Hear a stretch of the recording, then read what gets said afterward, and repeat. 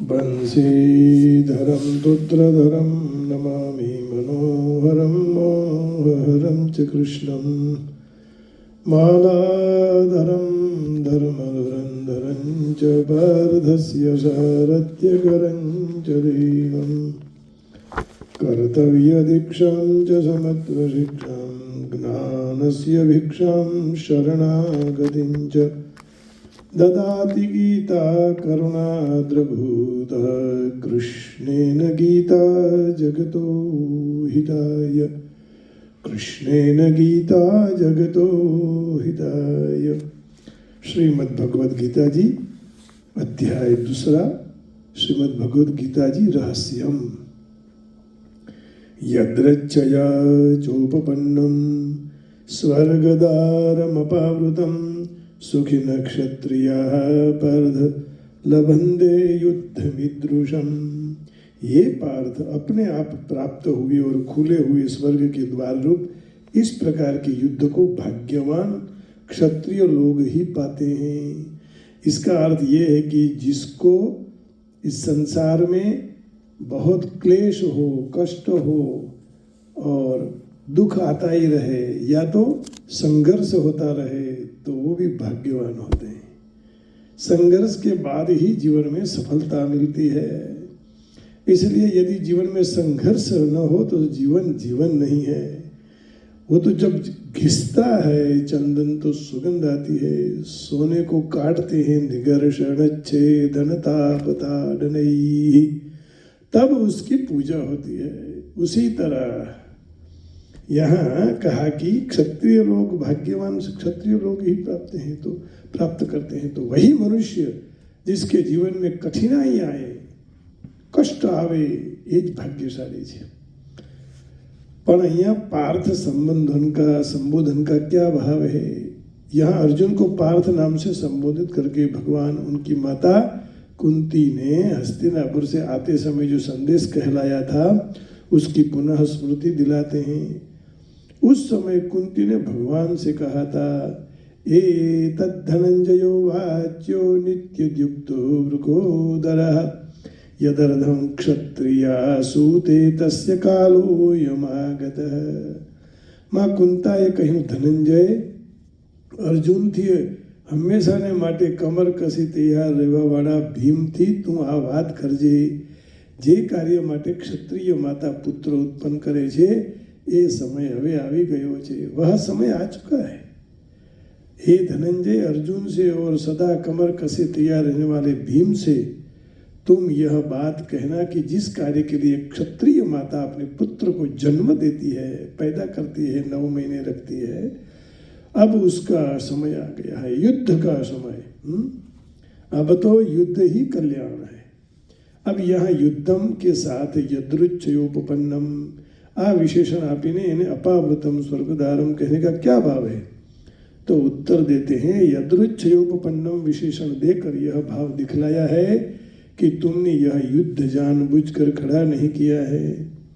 तुम लोगों ने तो संधि करने की बहुत चेष्टा की, किंतु जब किसी प्रकार भी तुम्हारा धरोहर रूप में रखा हुआ राज्य बिना युद्ध के वापस लौटा देने को दुर्योधन राजी नहीं हुआ। उसने स्पष्ट कह दिया कि सुई की नोक टिके उतनी जमीन भी पांडवों को नहीं दूंगा। महाभारत उद्योग पर्व 127-25 तब तुम लोगों को बाध्य होकर युद्ध का आयोजन करना पड़ा। अतः यह युद्ध तुम्हारे लिए यदृच्छया उपपन्नम अर्थात बिना इच्छे किया अपने आप प्राप्त है। यदृच्छया उपपन्नम तथा अपावृतम स्वर्गद्वारम विशेषण देकर यह दिखलाया है कि यह खुला हुआ स्वर्ग का द्वार है। ऐसे धर्म युद्ध में मरने वाले मनुष्य सीधा स्वर्ग में जाता है। उसके मार्ग में कोई भी रोक टोक नहीं कर सकता। प्रश्न, इस प्रकार के युद्ध को भाग्यवान क्षत्रिय लोग ही पाते हैं, इस वाक्य का क्या भाव है? तो उत्तर देते हैं, इस प्रकार के इस वाक्य से भगवान ने यह भाव दिखलाया है कि ऐसा धर्म युद्ध जो कि अपने आप कर्तव्य रूप से प्राप्त होता है।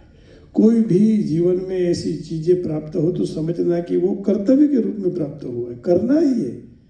फिर आप मंदिर में सेवा करो, बच्चों को पढ़ाओ, कुछ भी कर लो, संस्कृत सिखाओ किसी को, तो और खुला हुआ स्वर्ग द्वार है, कर्तव्य रूप से जो प्राप्त हुआ है वो स्वर्ग की प्राप्ति करे। हर एक क्षत्रिय को नहीं मिल सकता, हर एक को ऐसा कार्य नहीं मिलता है ना। भगवान की सेवा का लाभ जब भाग्यशाली होते हैं तब मिलता है। इसका ये अर्थ मत समझना कि पुजारी के रूप में पूजा या हरि ही माने वो तो शत्रु है पूजा का, ऐसे नहीं। हम तो दास बनना चाहते हैं, ऐसा भाव रखना चाहिए। हम सेवक हैं। तो यह तो किसी बड़े भाग्यशाली क्षत्रिय को मिलता है, वैसे ही कोई ना कोई अच्छा काम मनुष्य को, जो भाग्यशाली मनुष्य है उन्हीं को ही मिलता है। अतएव तुम्हारा बड़ा सौभाग्य है जो कि तुम्हें धर्ममय युद्ध अनायास मिल गया। अतएव अब तुम्हें इसे हटना नहीं चाहिए। इस प्रकार धर्म युद्ध करने में लाभ दिखलाने के बाद अब उसे न करने में हानि दिखलाते हुए भगवान अर्जुन को युद्ध के लिए उत्साहित करते हैं। भगवान कहते हैं भाई युद्ध में जो कल्याण, युद्ध ही कल्याण है। पार्थ ने कहो चढ़ावे बाण, अवे तो युद्ध ही ज कल्याण। युद्ध के सिवाय और कोई रास्ता नहीं है।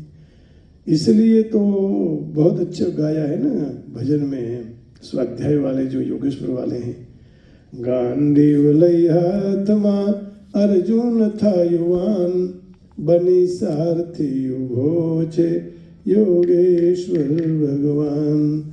बनी सारथी उभो छे योगेश्वर भगवान। साक्षात स्वयं कृष्ण खड़े हैं, योग गुरु खड़े हैं। क्या चिंता है? अभी सब कुछ कर सकते हैं, उनके हाथ में है। तो अभी युद्ध करो। तो आइए भगवान से यही कहें कि संसार में हमें भी क्लेश कष्ट देते रहना, लेकिन आपका स्मरण होता रहे। शर्त ये है, आपको मैं कभी भूलूं नहीं। जैसे कुंता माता ने दुख को मांगा तो कुंता माँ कभी नहीं भूली और भगवान के वियोग में देह छोड़ दिया। एक कुंता माता और एक राजा दशरथ जी राम जी के वियोग में प्राण छोड़कर चले गए। तो दुख जरूर देते रहना प्रभु, लेकिन दुख सहन करने की शक्ति देना। हाँ, बस फिर आ गया, शक्ति आ गई तो कोई चिंता नहीं। आगे बढ़ते बढ़ते संसार को कुछ दे के जाना है। तो वैष्णव जन का तो यही काम है, किसी को पीड़ा देना नहीं और किसी की पीड़ा ले लेने का। आइए गाते हैं।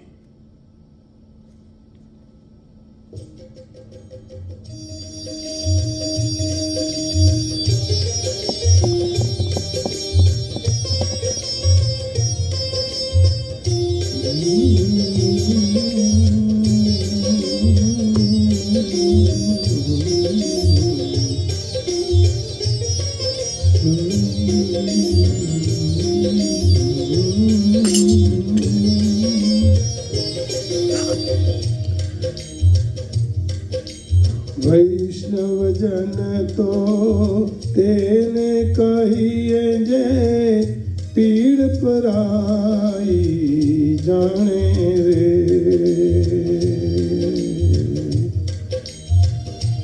पीड़ पराई जाने रे। पर दुखे उपकार करे तो ये, पर दुखे उपकार करे तो ये मन अभिमान आने रे। वैष्णव जन तो तेने कहिए जे पीड़ पराई जाने रे। वैष्णव जन तो तेने कहिए।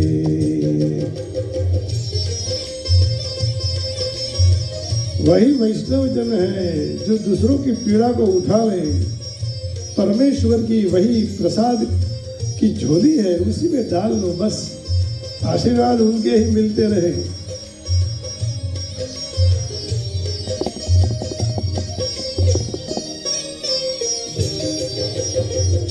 सकल लोक मां सहुने वंदे, निंदा न करे के नीरे। सकल लोक मां सहुने वंदे, निंदा न करे के नीरे,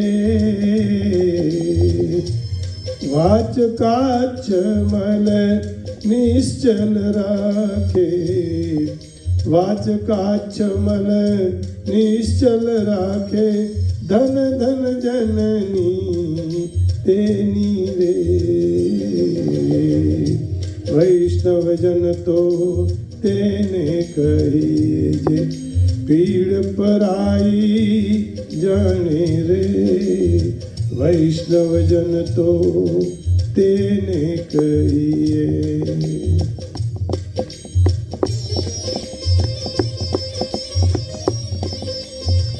दूसरों की पीड़ा जो जान ले, वाच और काछ को, कछड़ी माने अपने वस्त्र को ऐसे रखे कि कहीं ऐसा कर्म न करे जहाँ कलंक हो।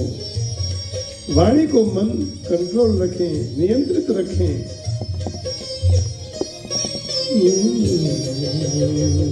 समदृष्टि ने तृष्णा त्यागी, पर स्त्री जेने मात रे। समदृष्टि ने तृष्णा त्यागी, पर स्त्री जेने मात रे।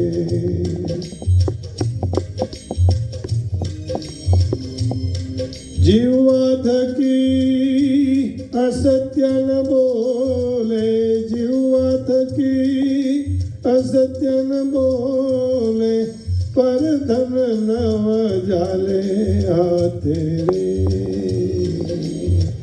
वैष्णव जन तो तेने कहिए, पीड़ पराई जाने रे।